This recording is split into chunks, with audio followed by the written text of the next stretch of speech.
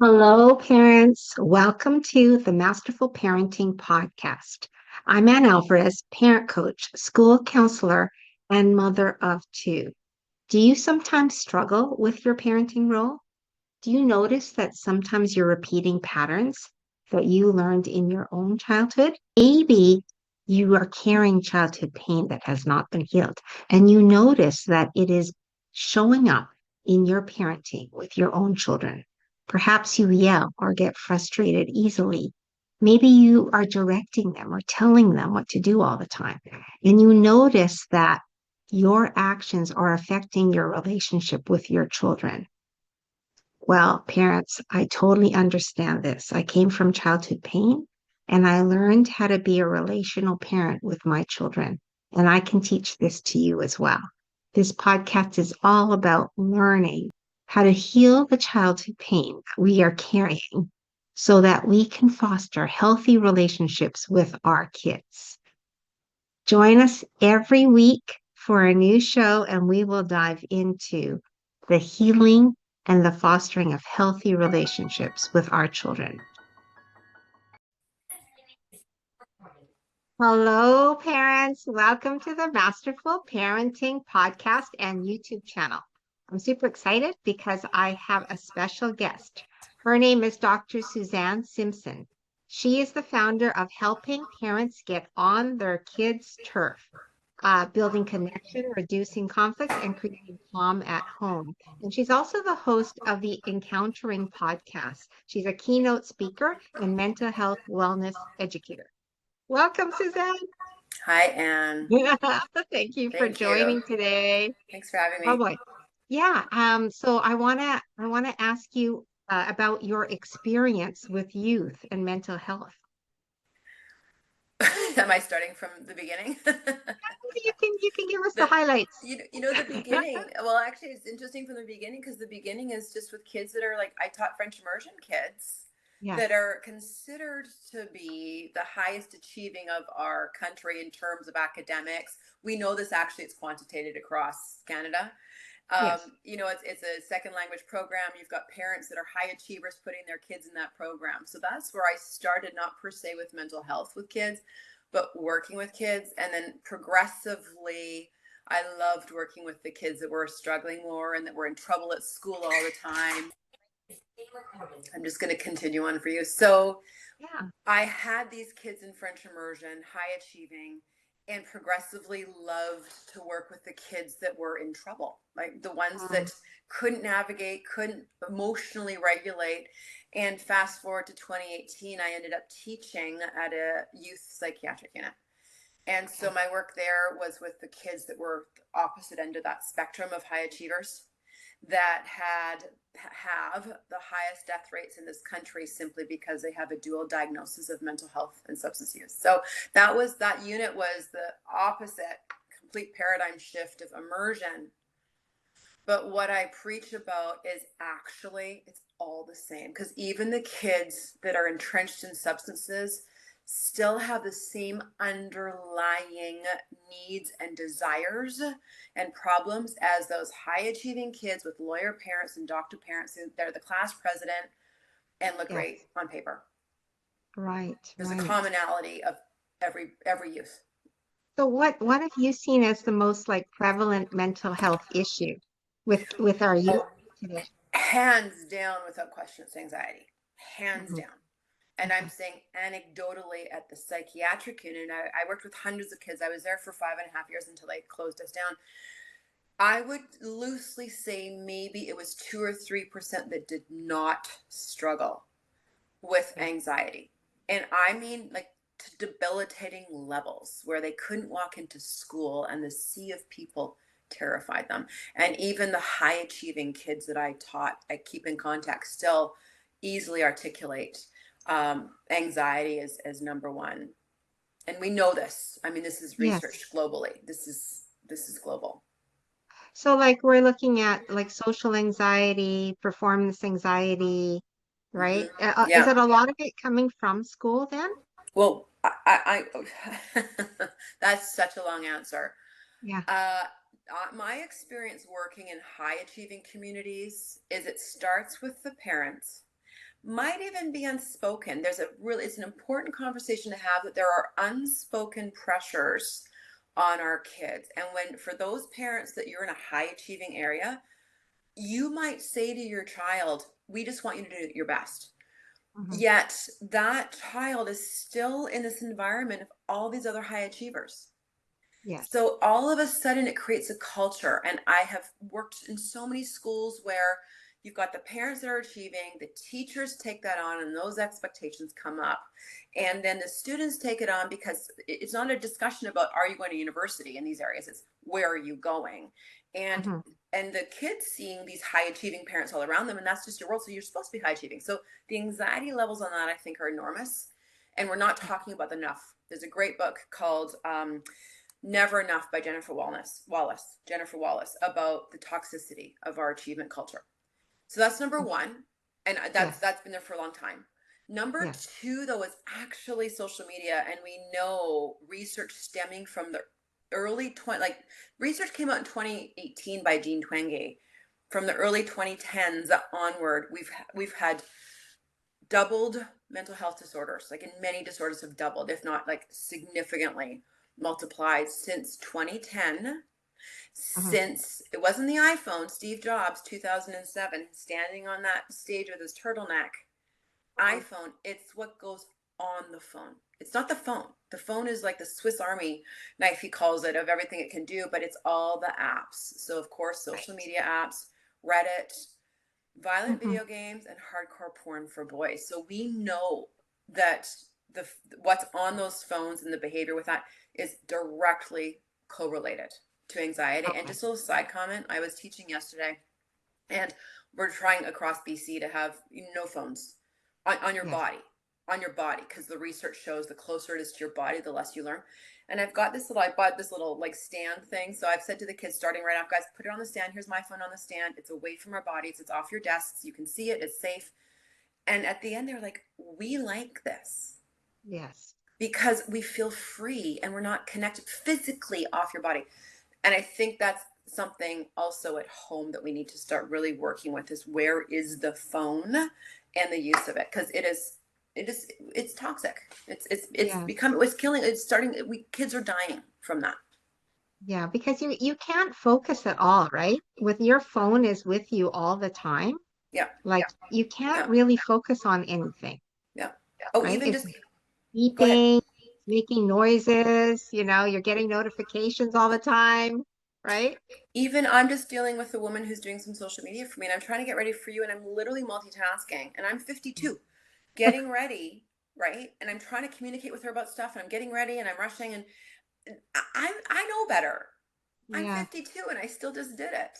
And yes. your What anxiety more? levels go up. Of course Yeah, they do. yeah. Especially like with our youth when they're just developing, like, all of that, to be exposed to it is can be so damaging, right? If it becomes your whole life Yeah. existence, But right? I want to be really clear. This starts at home. It Hmm. starts at home. So, in terms of the whole cell phone thing, which is a biggest thing right now we have in education, it starts at home. So, Hmm. parents need to get on board.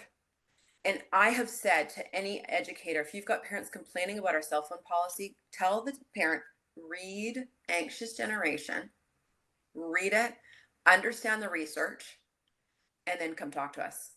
Right. It's like the cigarette revolution. We're like, cigarettes, oh shoot, they cause cancer. Oh, people are Yeah. dying. And that's starting to happen with the research we have, like quantitative data across the world about what's happening on smartphones. Yes. Yes. Yes. Okay, so like with your work with youth, what have you what do you realize or what have you noticed that uh, our teens need from us as parents so that we can help them with their mental health? Like we can give them resilience and all of the things that they need to manage their mental health. Three things. This is all came out of my research with 25 youth over a year at the psychiatric unit, of what did you need as your mental health went down. And everything is encompassed by this. Number one is support. I am here for you. What can I do for you? And I'm supporting you through this, albeit with your physical health, with your emotional, with your social, with your anxiety. We'll get you support for counseling. The second one is understanding. And the integral thing about understanding is then if you're working with your children, you cannot even have a single iota of judgment with the look on your face, with the tone of your voice, because you will immediately shut that conversation down. Yes. So understanding means, and I did a great podcast with this wonderful woman named Vicki Alice. She said to me, understanding is getting your head out of your butt. Yes. Right? And I was like, because it Yes. means I take my own self out of the equation when I'm talking with my child and my own upbringing and my own, preconceived notions and my Mhm. own expectations. And when I'm talking to my child, that all has to go out. And I'm just present to listen authentically. And there cannot be judgment. That's what came out in my research is a Yes. single iota. And that is how to stop a conversation 101. You want to stop conversations with your child 101, start an inch of a millimeter of judgment. And then the last one is care, which is kind of Mhm. broader. Maybe it's how we are, and you can't support without being caring. It ties in. You Right. can't understand unless you're caring, but they want to be cared for. And a lot of that is leaning into your child, and enormous is taking initiative. Even Yes. if they think, or even if it seems they don't want to spend time with you, taking that initiative, that's your care. And hey, what do you want to go do? Like, do you want to go get a burger? Yeah. That's my get on their turf, get to where they are. Yes. But what Yes. all of that, then everything I'm speaking of, it's connection. In a Yes. disconnected world, this is all about connecting. And our kids want to be built up. They want our faces to light up when they walk into the room. They want to know they matter, that they're worthy. And that Yes. builds self-worth. And I saw Yes. that every single kid I had, every single youth. I didn't have to research that. Yeah. The other thing I want to add is just if our kids feel like we can't handle things, like we're getting upset, Yeah, that it's too much for us, then that's another reason why they won't share. Is because they're like, I don't want to make my mom upset or my yeah, dad. totally. And guilt. I had Yeah. a lot of students. So, to be clear, I had a classroom on the psychiatric unit. They stayed inpatient with us, and I saw them every morning. So, I had a lot of dialogues and a lot of stories, and so many kids felt so guilty for what they were putting their parents through. Yeah. And my response for them was stop. We signed up for this as parents. We don't take Yeah. parenting lightly. We can't take parenting lightly. And it's not an afterthought.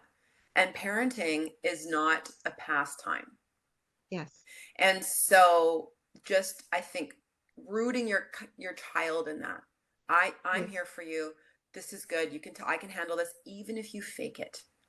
Yes. Even if you have to, like, don't, you can't cry in front of your kid about their problems. You can't. You got to be solid. No, no, Fake no. it. Because, yeah, they don't want to upset us and they don't want to be a burden to us. And that is huge in their heads. And that would be the reason they don't share the struggles that they're having, For right? sure, for Yeah. sure. Yeah, and Yes. and I think that's strength. Like I can handle this, but you're so right. We have to emotionally regulate ourselves. Yes. We can't expect our kids to not flip out if we're flipping out. Yeah, if we're going through a challenging time in our lives, then we need to find support for ourselves Yeah, so that yeah, we can give support to our kids, right? We can't be leaning yeah, on them and expecting them to support us. I call that parentification, right? When the yeah, child is taking the parent's role on. yeah. And when kids are worrying about us as parents, that's parentification. Because Right. we should be worrying about them. They shouldn't be worrying about Yeah, us, right? yeah, It's an yeah, indication that the parent is struggling and needs help, yeah. right? And no So yeah. matter what, no matter what any teenager says, they still want to be cared for. If they Yes. say otherwise, I don't care. They're lying. They're It lying. doesn't matter It's what age protective. they are. Yeah, yeah, They all we all want to be cared for and cared about, right? yeah. Yeah, Totally. exactly. Yeah. Okay, so what do we do? How do parents who are struggling with their teens, how do parents help them?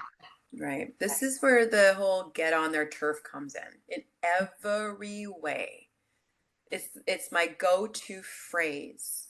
And Okay. what does that entail and at what level? Because I think it's a spectrum. So if your kid hates you Mm-hmm. or seems disconnected and they don't want to spend any time with you, your first level is, what do you want to do? Like, what do they want to go do? Not what you want to do. What do Yes. they want to do? And go spend time with them with whatever that is. And I've got to tell you, food often entices kids True. with bacon on the burger. Mm-hmm. Unless you're Yeah. vegetarian, you find I another good used option. I used food a lot with my oldest to get him out of his room. Well, and here's the thing too, like consider the time in a restaurant. Now, different, I mean, now you've got to pay money to do that. So I know there's different incomes, but there's different Yeah. levels of what that can be, and keep food, whatever level of food. But the thing about a restaurant that has struck me, and I noticed this early on with my kids, there's a bit of excitement while you're waiting for a meal. You're Yes. waiting. And I don't like, consider that time at a restaurant. There's a level of emotional involvement of, I'm getting this burger coming. And so all of a sudden, I think there's more animation because of all those positive vibes. So it's perfect breeding ground for conversation Yes. with what, wherever that is, with whatever your income bracket. Yeah. But even if, like, I did a bike ride once with my son around Stanley Park, and that's what he wanted to do. I'm like, what, it's our date now. What do you want to do? So it didn't cost anything, but he wanted to bike ride. And out comes these stories from Yes. 5 years prior of things that had bothered him that I'd never heard of before, because we were on his turf. Yes. Right. So that's level one. Yeah. Level two is get on their turf of where they want to be. And one of the things that came out of my research that is, I think, groundbreaking, at least for school counselors, for sure, they might act that they don't want you involved, but 96% of my participants indicated they wanted that pursuit. So Mhm. the initiative. And let's say they say, no, I'm fine. My research showed they prod a little bit. Are you sure? Like, I'd love to sit here with you. We don't even have to talk. Or can I check in with you tomorrow? Or, and if it's a child, it's again that pursuit. Maybe they don't want to talk about it right now, but remember it and get to it tomorrow. And so where do they want to be comes in too with that pursuit. And Perfect. so for parents, for example, think about this. Does your child want to have to take the initiative to go find you in your office or cooking in Right. the kitchen versus you, the parent, taking initiative and pursuing your child to knock on the bedroom door and, hey, can I come in and chat? Sit on the floor.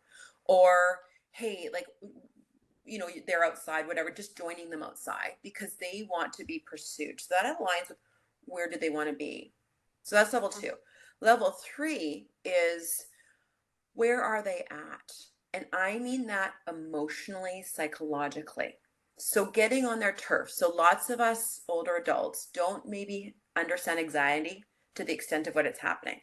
And for Mhm. me, it actually was a foreign concept because I've been blessed by not having a genetic disposition. I've really not had anxiety in my life. And I learned through my kids that I don't get it. It's not a rational feeling. And for me, then having that experience plus working, I work with a lot of students plus a lot of reading. If you can have a better understanding of the experience, even if you don't get it or have experienced it, now you're positioning yourself to be on their level. You don't Right. have to go through it to pursue learning it. Or if your Yeah. child has ADHD, go learn what you can about it.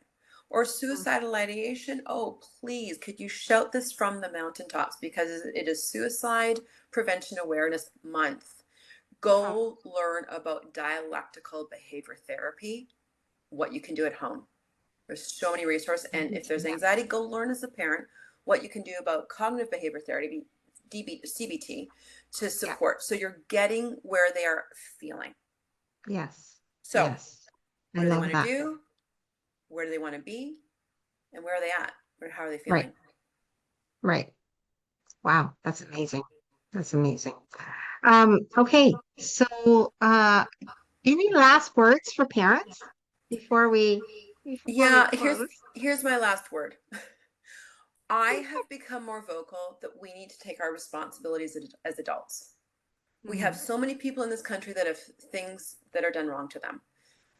I got so many students who have a cycle of trauma.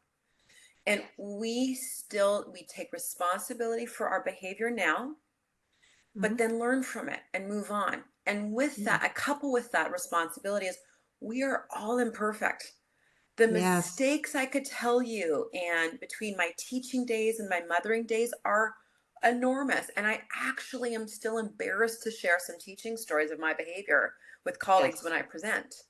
We Same. are imperfect and we are all imperfect. So I'm not saying you flog yourself for the mistakes you made. But what also came out of my research was the kids know we're imperfect. They Yes. don't expect us to be perfect. They want us present.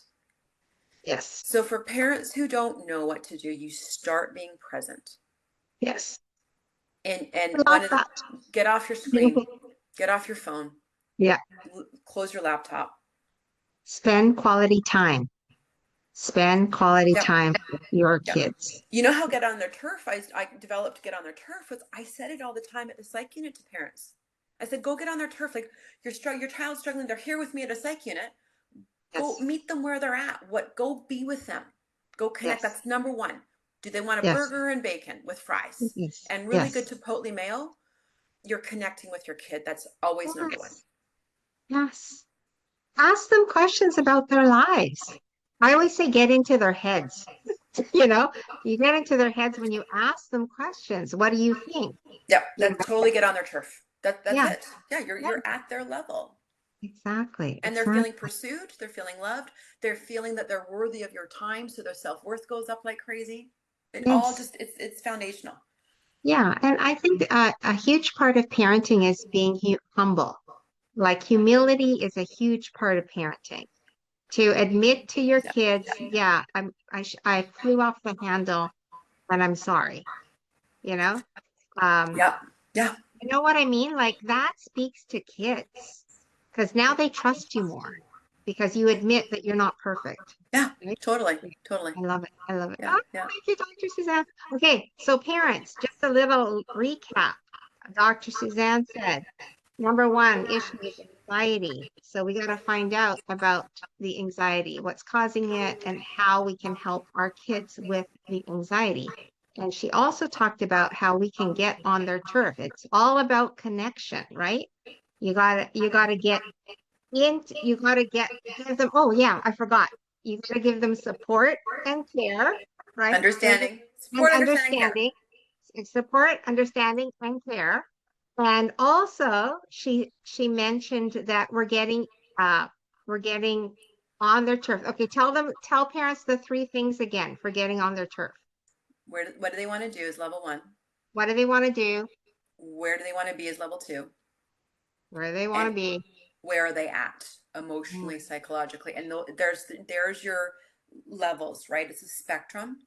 yes, And the closer you get to your child and more connected, the more that's going to go from what do they want to do to where do they want to be to where are they at.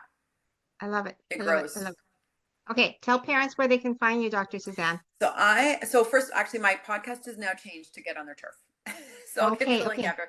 And okay. then I am DrSuzanneSimpson.com. And I'm on my social media is Dr. Suzanne Simpson on LinkedIn and Instagram. Perfect. Thank you so much, Dr. Suzanne. Appreciate you joining us today. Thanks, And Anne. thank you. And thank you, parents, for joining. I hope you got a lot of value out of this show, and we will see you next time. Take care, everybody. Thank you, parents, for joining the show today. I hope it was valuable and that you have some useful tools to use with your children. If this show blessed you or changed you in any way, I would appreciate a review on my podcast, or subscribe to my YouTube channel, or perhaps you could even recommend our masterful parenting to your family and friends. Thank you so much, parents.